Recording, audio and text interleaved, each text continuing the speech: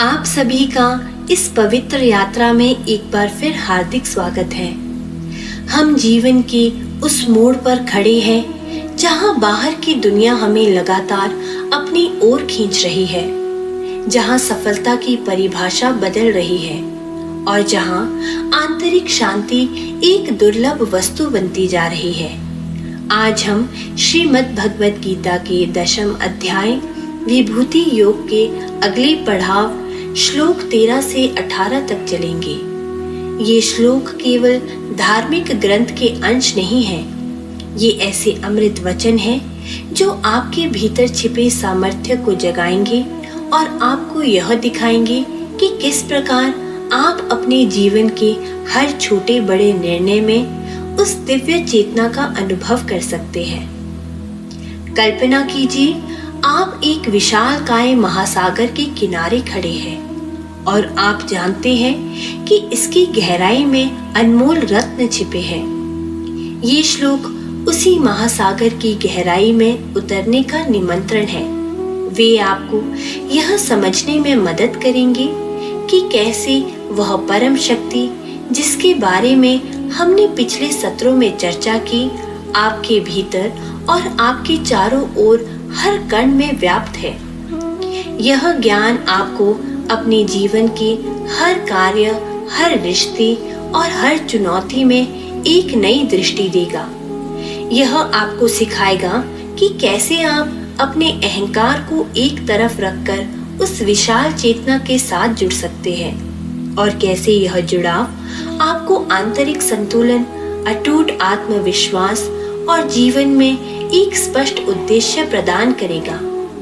यह आपको केवल जानकारी नहीं देगा, बल्कि आपके जीवन को एक गहरा आध्यात्मिक अर्थ देगा, जिससे आप हर पल को पूरी सजगता और आनंद के साथ जी पाएंगे।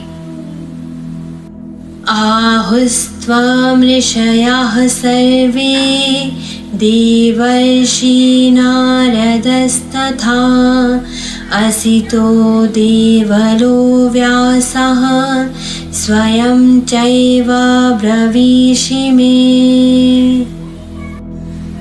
सभी ऋषि मुनि, नारद, असित, देवल, व्यास, ये सभी आपके विषय में ऐसा ही कहते हैं और स्वयं आप भी मुझसे यही कह रहे हैं।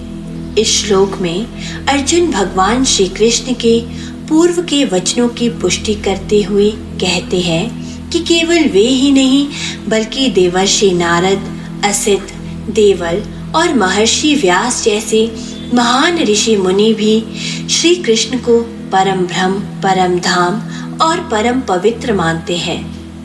यह अर्जुन की गहन श्रद्धा और विश्वास का परिचायक है। वह केवल सुनी सुनाई बातों पर विश्वास नहीं कर रहा, बल्कि कई प्रामाणिक स्रोतों से पुष्टि होने पर और स्वयं भगवान के मुख से सुनकर अब पूर्णतः आश्वस्त है। आधुनिक समय में हम अक्सर किसी भी बात पर विश्वास करने से पहले उसकी प्रामाणिकता तलाशते हैं। हम चाहते हैं कि जानकारी केवल एक स्रोत से ना आए, बल्कि कई प्रतिष्ठित स्रोतों से पुष्टि हो। यह श्लोक इसी मानवीय प्रवृत्ति को दर्शाता है। अर्जुन का यह कथन हमें सिखाता है कि आध्यात्मिक मार्ग पर भी हमें विवेक से काम लेना चाहिए, लेकिन एक बार जब हमें किसी प्रामाणिक स्रोत से ज्ञान प्राप्त हो जाए और हमारा हृदय उसे स्वीकार कर ले, तो हमें पूर्ण श्रद्धा के साथ उस पर चलना चाहिए। यह हमें यह भी बताता है कि सत्य कालातीत होता है और विभिन्न युगों के ज्ञानी पुरुषों ने एक ही परम सत्य का अनुभव किया है। किसी भी ज्ञान को अपनाने से पहले उसकी प्रामाणिकता को समझें, लेकिन एक बार जब आपका हृदय उसे स्वीकार कर ले, तो उस पर पूरी श्रद्धा से विश्वास करें। यह आपको आंतरिक स्थिरता और सही मार्ग पर चलने की शक्ति देगा। सर्वमेतद्धृतं मन्ये यन्मां वदसि केशवः नाहि ते भगवन् व्यक्तिं विदुर्देवान् दानवः। हे केशव, जो कुछ भी आप मुझसे कह रहे हैं उसी मैं पूर्ण सत्य मानता हूँ। हे भगवान, देवता और दानव भी आपके प्राकट्य को नहीं जानते। अर्जुन अपनी बात जारी रखते हुए कहते हैं, हे केशव, जो कुछ भी आप मुझसे कह रहे हैं उसे मैं पूर्ण सत्य मानता हूँ। और फिर वे दोहराते हैं कि हे भगवान, देवता और दानव भी आपके प्राकट्य को नहीं जानते। यह अर्जुन की अटूट श्रद्धा और स्वीकारोक्ति का उच्चतम बिंदु है। उसने श्री कृष्ण के वचनों को केवल सुना नहीं, बल्कि उन्हें अपने हृदय में पूरी तरह से आत्मसात कर लिया है। पूर्ण सत्य मानने का अर्थ है बिना किसी संशय या संदेह के स्वीकार करना। आज के युग में हम अक्सर संदेह और अविश्वास के साथ जीते हैं। हर बात पर सवाल उठाना अच्छा है, लेकिन एक बिंदु पर हमें विश्वास करना भी सीखना चाहिए, खासकर जब बात आध्यात्मिक सत्य की हो।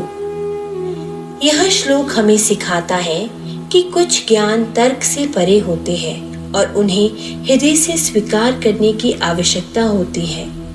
यह उस विश्वास के समान है जो एक बच्चे का अपनी माँ पर होता है। वह तर्क नहीं करता, बस प्रेम और विश्वास से स्वीकार करता है। जब यह विश्वास गहरा होता है, तभी हम उस परम सत्य के दर्शन कर पाते हैं जो इंद्रियों और मन की पहुंच से परे है और जिसे देवता व दानव भी नहीं जान पाते। जीवन के कुछ सत्य को तर्क से नहीं, श्रद्धा से स्वीकारना होता है। जब आप अपने गुरु या परम सत्ता पर पूर्ण विश्वास रखते हैं, तब ज्ञान के वह द्वार खुलते हैं जो तर्क से बंद रहते हैं और आपके भीतर एक नई स्पष्टता का उदय होता है। स्वयं एवात्मनात्मानं वेत्तं पुरुषोत्तम भूतभावन् भूतेश देवदेव जगत्पते। निश्चय ही आप ही अपने आप को अपनी आत्मा से जानते हैं। हे पुरुषोत्तम, हे भूतों के नाथ, हे भूतेश, हे देवों के देव, हे जगतपति। इस श्लोक में अर्जुन भगवान के स्वयंभू होने का वर्णन करते हैं। वह कहते हैं, हे पुरुषोत्तम, आप स्वयं अपने आप को अपनी आत्मा से जानते हैं। फिर वे उन्हें विभिन्न विशेषणों से संबोधित करते हैं। भूत भावन, भूतेश, देव देव, जगतपति, ये सभी संबोधन भगवान की सर्वोच्चता और उनके सर्वव्यापक स्वरूप को दर्शाते हैं। स्वयं अपने आप को अपनी आत्मा से जानना यह बताता है कि भगवान किसी बाहरी स्रोत या ज्ञान पर निर्भर नहीं है। वे स्वयं ज्ञान स्वरूप है। यह उस परम चेतना का वर्णन है जो अपने आप में पूर्ण है और जिसे किसी और की आवश्यकता नहीं है। यह वेदांतिक अवधारणा आत्मना आत्मनाम पश्यति, अर्थात आत्मा स्वयं को आत्मा से देखती है, का ही एक रूप है, जहाँ सर्वोच्च सत्य स्वयं को ही प्रकट करता है। आज के समय में हम अक्सर अपनी पहचान और मूल्य को दूसरों की राय या बाहरी सफलताओं से जोड़ते हैं। यह श्लोक हमें सिखाता है कि हमारी वास्तविक पहचान हमारे भीतर है और हमें अपनी आत्मा को स्वयं से जानने का प्रयास करना चाहिए। यह आत्मज्ञान का मार्ग है, जहां आप अपनी स्वयं की सच्चाई को पहचानते हैं और अपनी आंतरिक शक्ति पर भरोसा करते हैं, ठीक वैसे ही जैसे परमात्मा अपने आप में पूर्ण है। अपनी पहचान और मूल्य को बाहर से ना खोजें, अपनी अंतरात्मा में झांके और स्वयं को जाने। जब आप अपनी आंतरिक शक्ति और दिव्यता पर विश्वास करते हैं, तब आप स्वयं में पूर्ण महसूस करते हैं और बाहरी प्रभावों से अछूते रहते हैं। वक्तुर्मर्हस्य शेषेण दिव्यायात्मविभूतयः याभिर्विभूतिभिर्लोकान् इमांस्त्वं व्याप्य तिष्ठसि। आप ही मुझे विस्तार से अपनी दिव्य विभूतियां बताइए, जिसके द्वारा आप इन सभी लोकों में व्याप्त होकर स्थित हैं। अर्जुन की जिज्ञासा अब और गहरी हो जाती है। वह भगवान से आग्रह करता है, आप मुझे विस्तार से अपनी दिव्य विभूतियां बताइए, जिनके द्वारा आप इन सभी लोकों में व्याप्त होकर स्थित हैं। यह श्लोक उस जिज्ञासु शिष्य के हृदय को दर्शाता है, जो केवल सामान्य ज्ञान से संतुष्ट नहीं होता, बल्कि परम सत्य के गहरे रहस्य को जानना चाहता है। अर्जुन यह समझना चाहता है कि वह परम शक्ति जो निराकार है, कैसे इस साकार संसार में विभिन्न रूपों में प्रकट होती है। आज के युग में हम अक्सर अमूर्त आध्यात्मिक अवधारणाओं को समझना मुश्किल पाते हैं। हमें ठोस उदाहरणों और व्यवहारिक अनुप्रयोगों की आवश्यकता होती है। अर्जुन का यह प्रश्न एक आधुनिक साधक के प्रश्न के समान है। आप जो इतनी बड़ी बातें कह रहे हैं, वे मेरे रोजमर्रा के जीवन में कहाँ दिखती हैं? भगवान अर्जुन के इस प्रश्न का उत्तर अगले श्लोक में अपनी विभूतियों का वर्णन करके देंगे, जिससे यह सिद्ध होगा कि परमात्मा केवल कहीं दूर नहीं, बल्कि हमारे आसपास, हमारी हर वस्तु, हर विचार और हर भाव में व्याप्त है। यह श्लोक हमें बताता है कि हमें अपनी जिज्ञासा को जीवित रखना चाहिए और सत्य को गहराई से जानने का प्रयास करना चाहिए। अपनी जिज्ञासा को कभी मरने ना दें। जीवन में हर जगह दिव्यता को देखने का प्रयास करें। जब आप अपने आसपास की हर वस्तु में उस परम शक्ति का अनुभव करते हैं, तब आपका जीवन अधिक सार्थक और आनंदमय हो जाता है। कथं विद्यामहं योगिन्स् त्वां सदा परिचिन्तयन् केषु केषु च भावेषु चिन्त्योऽसि भगवन्मया। हे योगी, मैं कैसे आपका निरंतर चिंतन करूं और किन किन भावों में मैं आपका ध्यान करूं? हे भगवान, अर्जुन का यह प्रश्न अत्यंत व्यवहारिक है। वे कहते हैं, हे योगी, मैं कैसे आपका निरंतर चिंतन करूं और किन किन भावों में मैं आपका ध्यान करूं? यह प्रश्न हर उस साधक का है जो आध्यात्मिक मार्ग पर चलना चाहता है, लेकिन जानता नहीं कि शुरुआत कहाँ से करे। हम में से कई लोग ध्यान या चिंतन करना चाहते हैं, लेकिन हमें नहीं पता कि किस पर ध्यान केंद्रित करें या कैसे करें।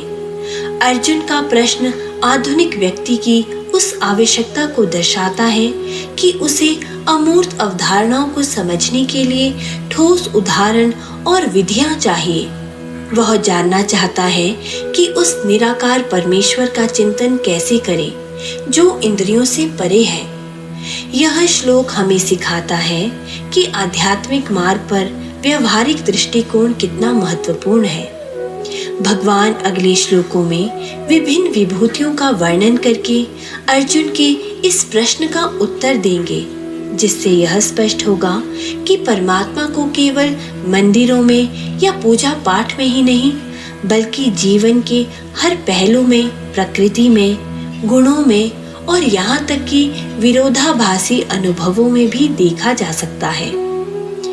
यह हमें ध्यान और चिंतन को अपने दैनिक जीवन का हिस्सा बनाने के लिए प्रेरित करता है। अपने ध्यान और चिंतन के लिए अपने आसपास की वस्तुओं और गुणों में दिव्यता को खोजें। हर छोटी बड़ी चीज में ईश्वर का अनुभव करने का प्रयास करें। यह आपके मन को स्थिर करेगा और आपको निरंतर परमात्मा से जोड़े रखेगा। विस्तरेणात्मनो योगं विभूतिं च जनार्दन भूयाः कथ्य तृप्तेः शृण्वतो नास्ति मे मृतम्। हे जनार्दन, फिर से अपनी योग शक्ति और विभूति का विस्तार से वर्णन कीजिए, क्योंकि आपके अमृतमय वचनों को सुनते हुए भी मेरी तृप्ति नहीं होती। इस श्लोक में अर्जुन अपनी असीम जिज्ञासा और श्रद्धा व्यक्त करते हैं। वे कहते हैं, हे जनार्दन, फिर से अपनी योग शक्ति और विभूति का विस्तार से वर्णन कीजिए। और आगे वे कहते हैं, क्योंकि आपके अमृतमय वचनों को सुनते हुए भी मेरी तृप्ति नहीं होती। यह एक सच्चे शिष्य का लक्षण है, जो ज्ञान के लिए कभी तृप्त नहीं होता। जैसे प्यासा व्यक्ति कितना भी पानी पी ले, उसकी प्यास पूरी तरह नहीं बुझती, वैसे ही सच्चा जिज्ञासु कभी ज्ञान से तृप्त नहीं होता। अमृतम शब्द यहाँ भगवान के वचनों की अमरता और जीवनदायी शक्ति को दर्शाता है। आज के समय में हम अक्सर जानकारी के ओवरलोड से ग्रस्त रहते हैं और जल्द ही बोर हो जाते हैं, लेकिन आध्यात्मिक ज्ञान ऐसा नहीं है। यह जितना सुना जाए उतना ही गहरा उतरता है और नई परतें खोलता है। अर्जुन का यह कथन हमें सिखाता है कि हमें ज्ञान के प्रति हमेशा भूखा रहना चाहिए। यह निरंतर सीखने, आत्मचिंतन करने और सत्य को गहराई से जानने की प्रेरणा देता है। यह दर्शाता है कि जब हम सच्चे मन से ज्ञान की तलाश करते हैं, तो ब्रह्मांड हमें वह प्रदान करता है जिसकी हमें आवश्यकता होती है। ज्ञान के प्रति अपनी भूख को हमेशा जीवित रखें। हर दिन कुछ नया सीखें, आत्मचिंतन करें और सत्य को गहराई से जानने का प्रयास करें। यह आपको आध्यात्मिक मार्ग पर निरंतर आगे बढ़ने में मदद करेगा। इन श्लोकों में हमने अर्जुन की गहन श्रद्धा और अनमोल जिज्ञासा को देखा।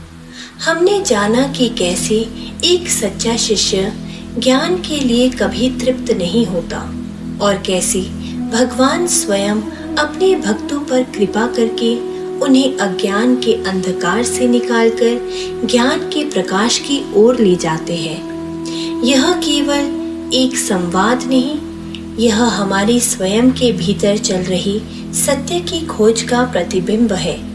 अब समय है इस गहन ज्ञान को अपने जीवन में उतारने का, अपने आसपास की हर वस्तु में, हर रिश्ते में और यहाँ तक कि हर चुनौती में भी उस परम शक्ति का अनुभव करने का प्रयास करें। अपनी जिज्ञासा को जीवित रखें, क्योंकि यही आपको गहरी सत्य की ओर ले जाएगी। अपनी अंतरात्मा की आवाज पर विश्वास करें, क्योंकि वही आपका सच्चा मार्गदर्शक है। जब आप इस ज्ञान को अपने जीवन में आत्मसात करेंगे, तब आप पाएंगे कि हर क्षण, हर अनुभव उस परम चेतना से जुड़ा हुआ है। यह आपको आंतरिक संतुलन, अटूट विश्वास और जीवन के प्रति एक गहरा प्रेम देगा। अपने अहंकार को त्याग कर उस परम शक्ति के प्रति समर्पण करें और देखें कि कैसे आपका जीवन स्वयं ही एक दिव्य यात्रा बन जाता है।